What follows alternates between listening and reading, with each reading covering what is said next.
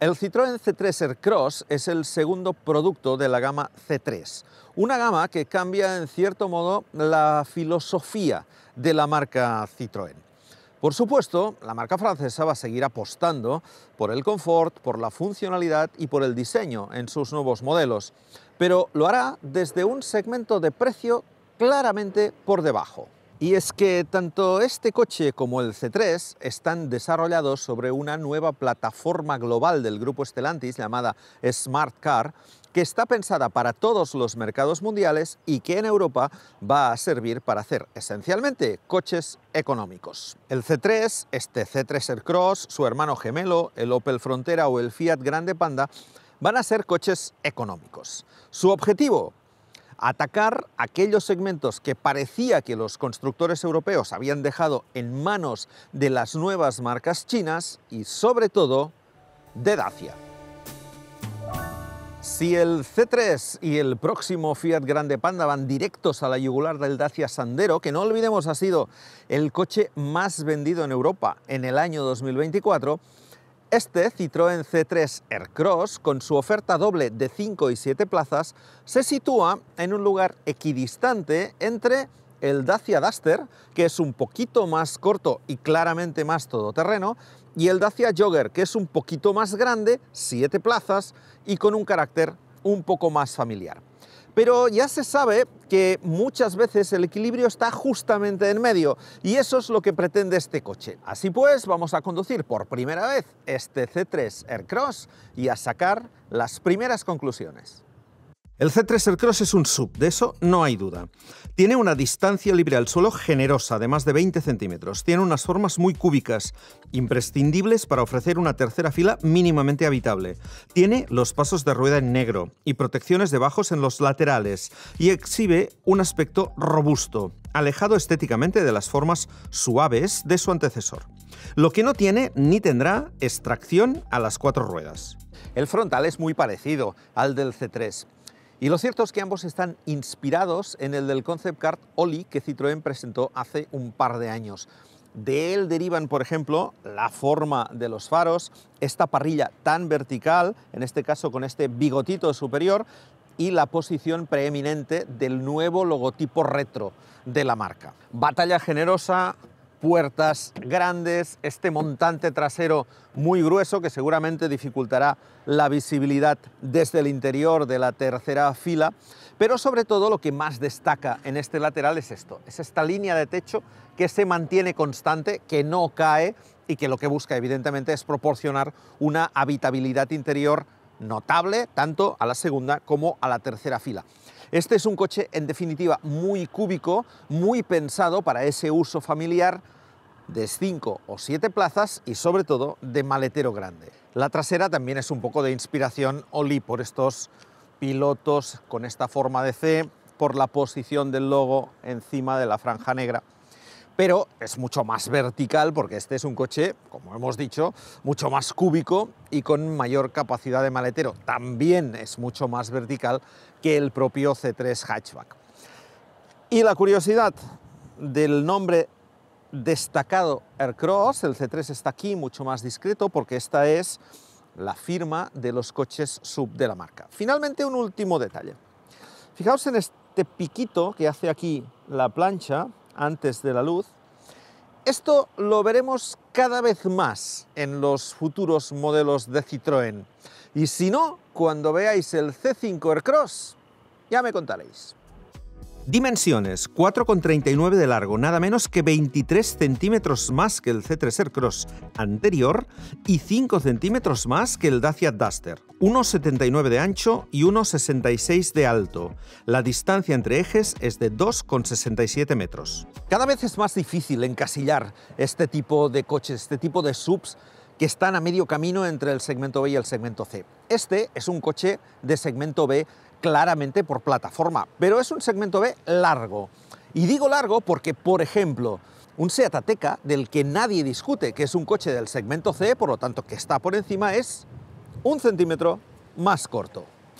Estos casi 4,40 le convierten también en uno de los coches más pequeños capaces de ofrecer hasta 7 plazas. Pero su hermano, el Citroën Berlingo, que en carrocería corta también ofrece 7 plazas, además individuales todas ellas, que tiene una plataforma de segmento superior y que, a pesar de derivar de una furgoneta, es más caro, mide 1 centímetro más. Y finalmente, si os parece que meter 7 plazas en 4,40 metros de longitud es una especie de hazaña de ingeniería, os recordaré que el primer monovolumen compacto de 7 plazas, la primera generación del Opel Zafira, que también tenía 7 plazas, era 8 centímetros más corto. Aunque claro, no era un SUV. En cualquier caso, vamos a echar un vistazo a este habitáculo del que hemos dicho que parece priorizar el espacio interior. Delante no hay diferencias con respecto de un C3, aunque es muy distinto del Opel Frontera. En este caso aplica aquello de que en Stellantis no se imponen diseños compartidos del habitáculo. Tenemos una pantalla central grande de 12 pulgadas y media que en las versiones menos equipadas desaparece, sustituida por un soporte para el móvil. Y tenemos también una especie de head-up display que no está en el parabrisas sino en su base y que presenta la instrumentación en una línea de pantalla fina. A mí esto de tener la instrumentación así elevada no me parece mal, porque además tiene una ventaja, y es que los que usamos gafas graduadas, como yo, cuanto más lejos tengamos la instrumentación mejor, porque son gafas para ver de lejos. Por lo tanto, si la tenemos aquí muy cerca, a veces con las gafas la consulta no es muy buena, y por lo tanto, cuanto más lejos mejor. Lo que ya no me gusta tanto es que para conseguir que esa cinta de instrumentación que tenemos justo debajo del parabrisas sea visible, tengamos que recurrir a esta cosa, a un volante cuadrado.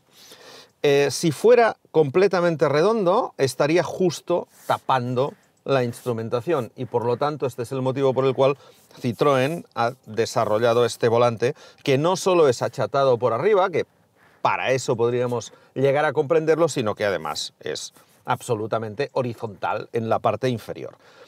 Diréis, siempre te quejas de esto, sí, pero es que cuando tú estás conduciendo, que vaya cambiando constantemente la forma de lo que agarras, a mí me pone muy nervioso. Sobre todo teniendo en cuenta que un volante redondo es perfecto, y por lo tanto cuando empezamos a cambiar cosas que están bien hechas, bien resueltas y que son perfectas, a mí no me gustan. No me gusta tampoco que haya tanto negro piano dentro de este coche, y es que hay muchísimo. Toda la consola sigue siendo negro piano, esta zona de aquí también, esto de aquí también. Y el marco de la pantalla. Y me diréis, hombre, otra vez con el negro piano. Ya, chicos, pero es que esto se raya, se ve mucho las huellas de las manos, se ve mucho el polvo, y por lo tanto acaba afeando un interior que ahora, cuando es nuevo, es fantástico, pero que con el tiempo queda mucho peor de lo que es ahora. ¿Qué me gusta? Que hay cosas que me gustan. Que el climatizador se mantenga separada de la pantalla. Esto es lógico porque hay versiones de este coche que no tienen pantalla y por lo tanto la climatización tiene que estar donde está. Y me gusta también que en este acabado de alto de gama tengamos el cargador de móviles. La calidad de los materiales es correcta, sin más. Mucho plástico, recubrimientos textiles atractivos, un ensamblado correcto de los operarios eslovacos que lo fabrican, numerosos huecos para dejar objetos y esos asientos que Citroën llama Advanced Comfort. O sea, confort avanzado, que ya me contaréis, porque el confort puede ser bueno, malo, peor, pero avanzado. En cualquier caso, eso significa en el idioma Citroën que el mullido tanto de la banqueta como del respaldo es más grueso y por lo tanto más confortable. Y lo cierto es que es así, porque este coche realmente es confortable. Tiene unos asientos que, para entendernos rápido, son más sofá que silla, por explicarlo así. Por lo tanto, son cómodos, tanto coche parado como en viajes largos. Eso sí, no tienen mucha sujeción lateral, aunque también es cierto que con este coche difícilmente haremos nada que nos pueda hacer echar de menos unos asientos de tipo bucket. Detrás hay espacio, bastante espacio. Amplias las plazas traseras, sí, pero en anchura no. Porque este coche es un coche de segmento B y aquí es donde se nota que la plataforma es una plataforma más pequeña, en anchura. De todas maneras, como el coche es muy vertical y podemos echarnos muy hacia aquí, dejamos espacio para un tercer pasajero. Y además es un tercer pasajero al que el coche maltrata poco. Ya sabéis que habitualmente en este tipo de vehículos es muy difícil encontrar una banqueta para 3 plazas porque las dos exteriores suelen estar muy marcadas y eso condiciona la plaza central. Pero no es el caso, porque aquí es cierto que no tenemos este mullido de confort para la plaza central, pero por ejemplo el respaldo no es tan duro como si tuviera un apoyacodos y por lo tanto la plaza central no está mal. En longitud ningún problema. En altura menos todavía, porque el techo se mantiene muy recto. Por lo tanto, aquí detrás hay mucho espacio. Este es un coche muy habitable. Tened en cuenta un pequeño detalle añadido. Esta es una versión de 5 plazas, no hay la tercera fila de asientos. Y esto hace que esta banqueta esté situada 5 centímetros más atrás que si este coche tuviera 7 plazas, porque para dejar hueco atrás y teniendo en cuenta, y eso a mí me parece que esto es un error, que esta banqueta no es deslizante, Citroën cuando es 5 plazas la coloca más atrás y cuando es 7 plazas la adelanta un poco para que haya hueco detrás para esa tercera fila. Por lo tanto, insisto, el de 5 plazas tiene más espacio aquí detrás que el de 7 en esta fila. Equipamiento, bolsillito arriba para dejar el móvil, que esto ya es imprescindible, bolsillito abajo para el que siga leyendo periódicos o para dejar el agua o cualquier otra cosa, 2 tomas de USB, una toma de 12 voltios debajo y no hay ni salidas de aireación ni posibilidad de regularlas, porque si no hay, no las podemos regular. Por lo tanto, esto es un pequeño fallo. ¿Por qué? Porque aquí detrás, si tenemos salidas de aire en algún sitio, pues siempre va un poquito mejor. El maletero dependerá de si lo elegimos con 5 o con 7 plazas.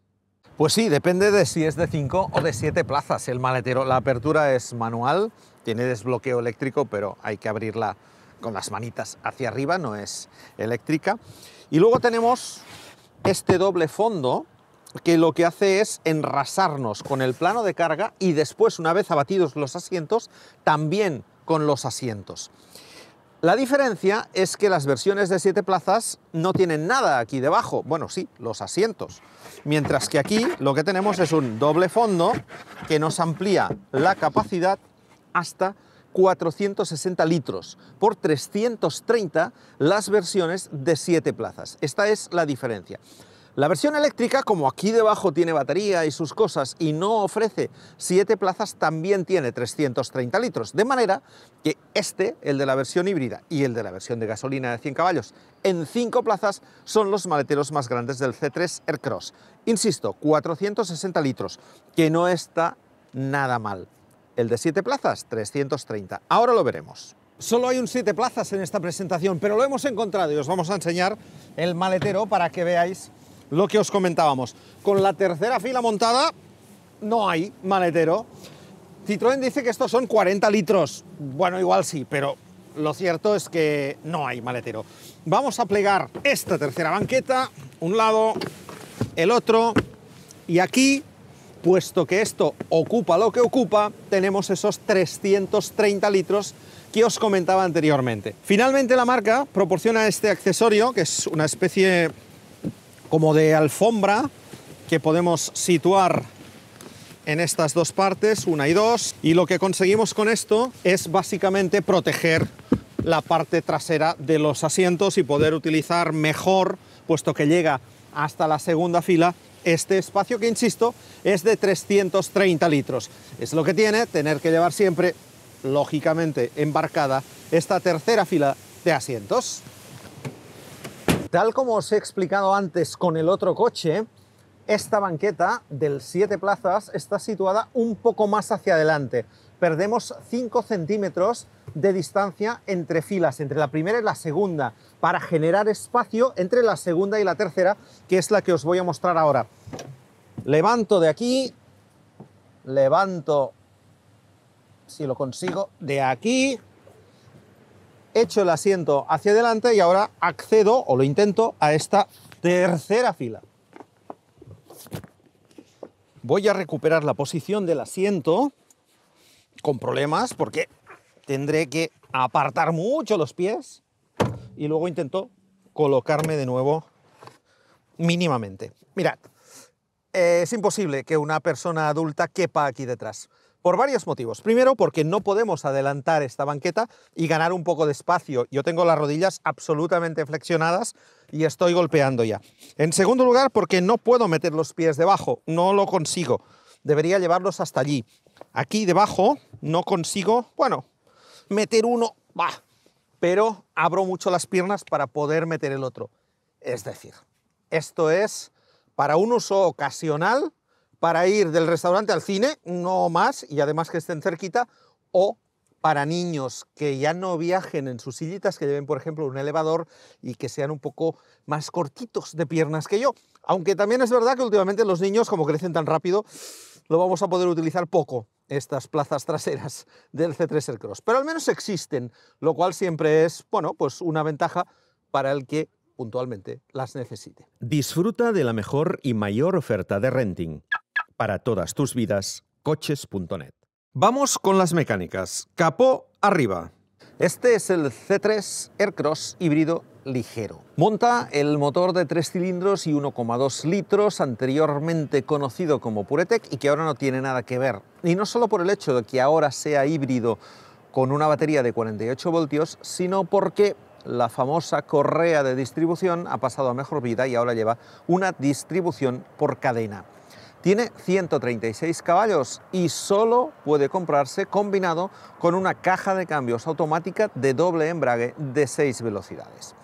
Alternativas a este motor, pues uno de gasolina de 100 caballitos sin hibridar, con cambio manual, y la variante eléctrica, que tiene una batería de 44 kWh y una potencia de 113 caballos. Pero de esta versión eléctrica hablaremos al final del vídeo, de modo que ahora vamos a conducir este, que es el tope de gama, al menos en cuanto a potencia.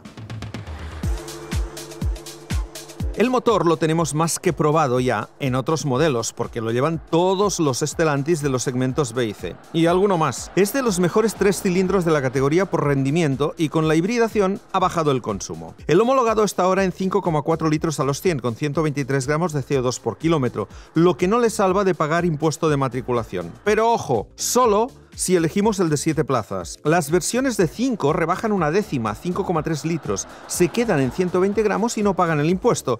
Pero no os preocupéis, porque Citroën hace un cambalache consistente en poner un precio más bajo al de 7 plazas para compensar. De modo que la diferencia entre uno y otro es de solo 850 euros, que vendría a ser lo que valen las 2 plazas extra.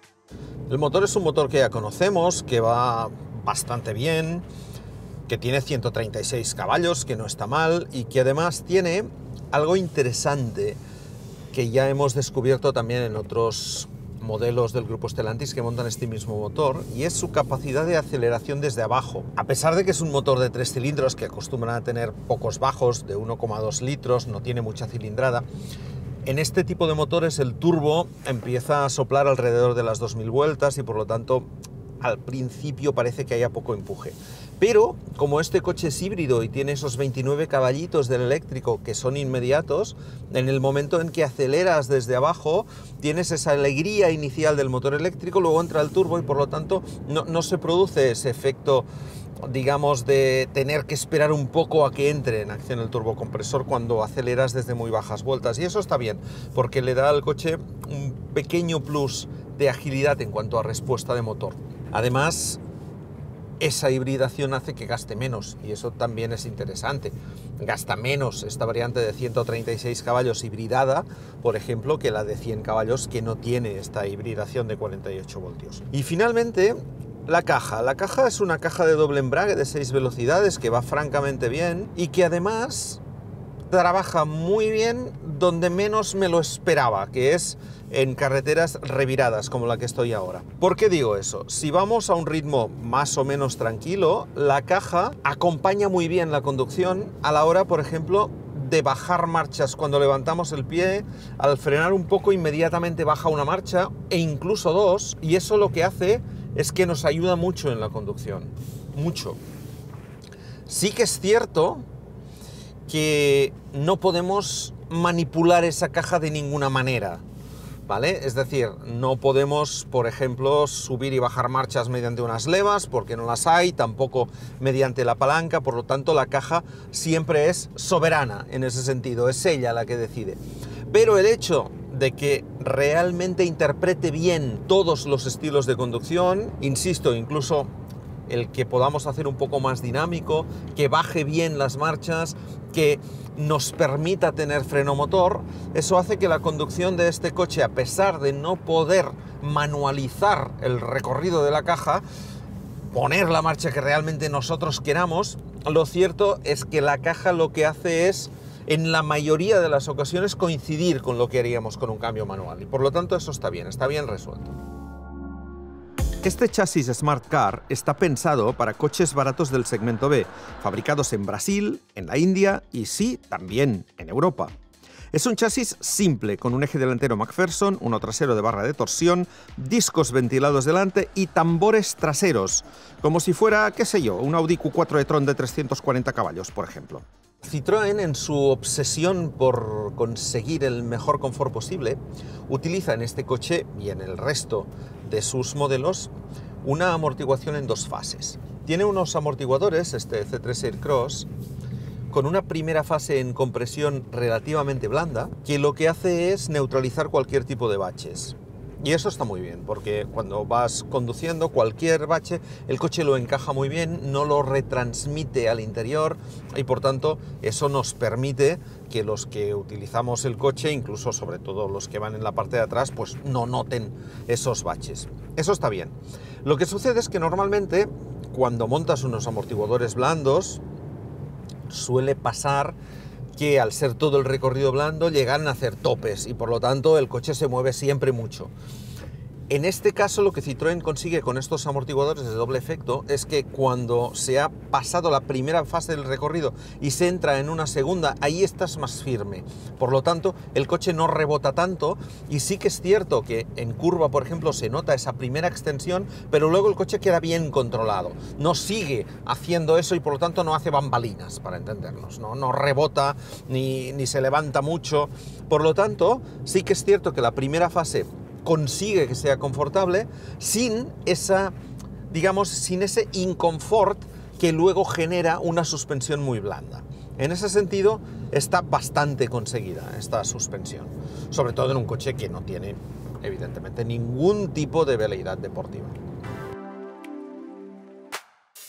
La agilidad no es su fuerte. Este Citroën, como otros coches de la marca, es un modelo de autopista, un poco alérgico a las alegrías en carreteras viradas. Las prestaciones son suficientes, con una aceleración de 0 a 100 en 8,8 segundos y 193 km por hora de punta. Hemos hablado de la suspensión, que es, insisto, blanda al principio y un poco más firme después. A la dirección le pasa un poco lo mismo, es una dirección muy asistida, muy blandita, pero que es lo suficientemente precisa como para que el hecho de que sea relativamente blanda no nos plantee problemas. Y finalmente los frenos son frenos, bueno, para un coche así, son frenos justitos, no son nada del otro mundo, tienen una modularidad de pedal correcta, pero son frenos que si les damos cierta caña bajando puertos muy rápido y tal, notaremos que al final dicen que esto no es lo que hay que hacer con un coche como este. Nadie, absolutamente nadie de los que compren este coche se levantarán un sábado a las 6 de la mañana para irse a la sierra a hacerse carreteras de curvas una detrás de otra. Para eso hace falta otro tipo de vehículos. Este es un coche tranquilo, para conducir tranquilo, para ir con la familia, para circular con todo el confort del mundo en autopista, a 120 km por hora, haciendo kilómetros, sin el más mínimo problema. Y luego cuando se mete en carreteras de segundo orden, necesita una conducción no defensiva, porque tampoco es eso, es decir, no es un monovolumen grande como los que teníamos antes, con mucha suspensión blanda y que por lo tanto necesitabas ir muy despacito. No, este es un coche con un cierto dinamismo, tiene una suspensión que, insisto, en la primera parte es blandita, pero luego aguanta bien las oscilaciones de carrocería, tiene un motor que responde y por lo tanto, bueno, sin ser un deportivo se puede ir un poco alegre, no deprisa, pero sí alegre. Y por lo tanto, hasta ahí funciona bien. Pero insisto, este no es su objetivo, no es su vocación es la de coche familiar, tranquilo, para hacer kilómetros, para disfrutar del paisaje. Para cualquier otra cosa, hay otros coches. Gama, muy sencilla, hay 3 acabados. El U, que es el más barato, llantas de chapa, faros halógenos, sin cámara de marcha atrás, solo con aire, sin clima, con manubrios en las ventanillas traseras, sin los asientos de confort y sin pantalla central. Solo se venden 5 plazas, con el motor de 100 caballos y cambio manual a un precio de 19.290 euros. Eso sí, con todas las ayudas a la conducción a que obliga la Unión Europea. El U-Pack, disponible con todos los motores, 100 caballos gasolina, 136 híbrido y 113 caballos eléctrico en 5 y 7 plazas, salvo el eléctrico, que no ofrece las 7, añade faros de LED, cámara de marcha atrás, climatizador, elevalunas eléctrico, limpias automáticos, asientos de confort y la pantalla central. Cuesta desde 21.490 euros, con 100 caballos, 24.890, con este motor híbrido y 27.480 en eléctrico antes de MOVES. Finalmente, el acabado Max, el de nuestra unidad, que lleva detector de ángulo muerto, sensores de aparcamiento delanteros y laterales, freno de estacionamiento eléctrico, llantas de aleación, luces traseras de LED, tapicería de cuero, falso, pero cuero, navegador, cargador de móvil y el techo bicolor, vale desde 27.090 euros en híbrido y desde 29.680 en eléctrico. Y ya que hablamos del eléctrico, vamos con él. Estéticamente no hay diferencias más allá de los logotipos y de la lógica ausencia de tubos de escape. El motor rinde 113 caballos, la batería es de 44 kWh y la autonomía se queda en 303 kilómetros. ¿Cifras decepcionantes? Pues la verdad es que sí, porque para un coche de vocación familiar con 440 de longitud, esos 303 kilómetros se van a quedar muy cortos, sobre todo teniendo en cuenta que en autopista van a ser 240, 250 en condiciones muy favorables. Por lo tanto, tener que parar a recargar cada 200 kilómetros es para replantearse la compra de un eléctrico, sobre todo si se hacen viajes largos de manera bastante constante.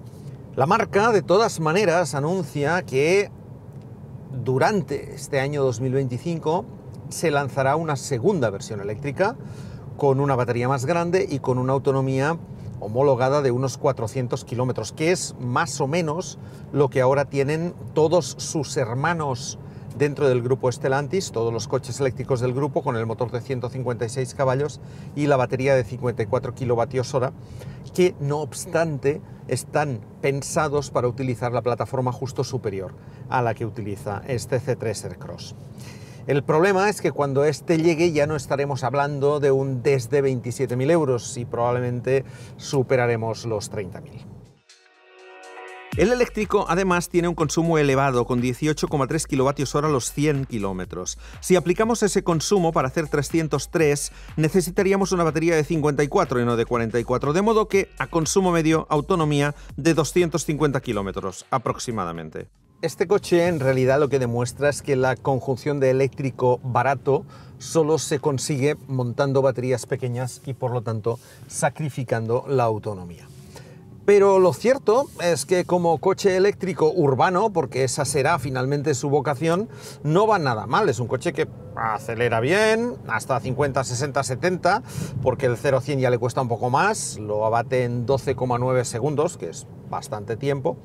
Tiene una velocidad máxima limitada a 140 km por hora, pero tiene ese reprise, esa salida de los eléctricos que en ciudad nos va tan bien y que a la hora de adelantar un camión, por ejemplo, si hacemos algo de carretera, también nos resultará estupenda. Y finalmente tiene una ventaja, y es que la batería pequeña hace que sea un coche relativamente ligero. Son 1.504 kilos, que comparado, por ejemplo, con el híbrido ligero que pesa 1.423, pues son apenas 80 kilos más.